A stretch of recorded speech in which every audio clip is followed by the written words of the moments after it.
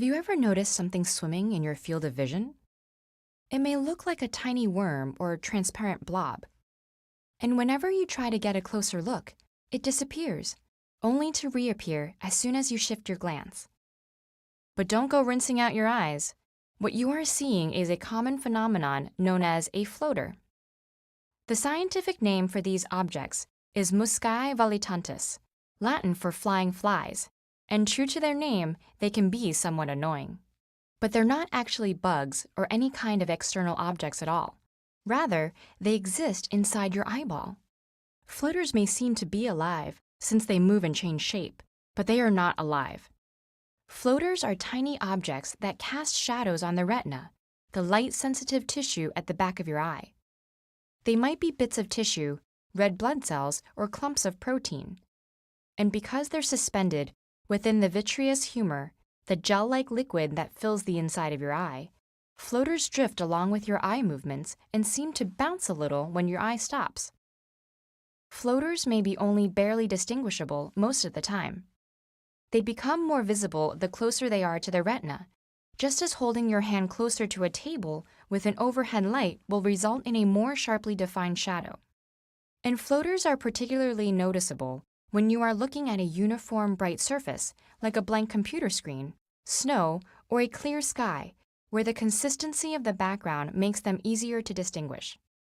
The brighter the light is, the more your pupil contracts.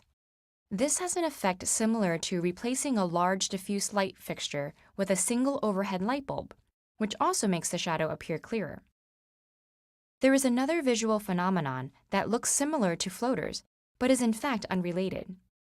If you've seen tiny dots of light darting about when looking at a bright blue sky, you've experienced what is known as the blue field entoptic phenomenon. In some ways, this is the opposite of seeing floaters. Here, you are not seeing shadows, but little moving windows letting light through to your retina.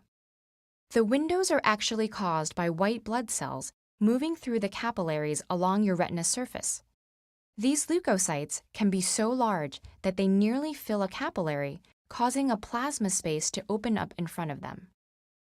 Because the space in the white blood cells are both more transparent to blue light than the red blood cells normally present in capillaries, we see a moving dot of light wherever this happens, following the paths of your capillaries and moving in time with your pulse. Under ideal viewing conditions, you might even see what looks like a dark tail following the dot.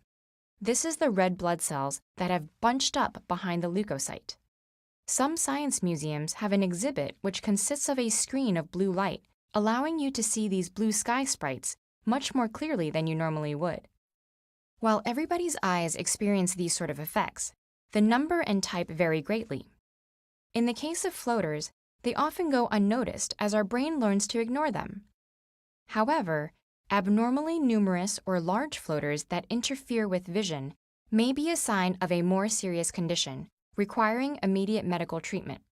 But the majority of the time, entoptic phenomena, such as floaters and blue sky sprites, are just a gentle reminder that what we think we see depends just as much on our biology and minds as it does on the external world.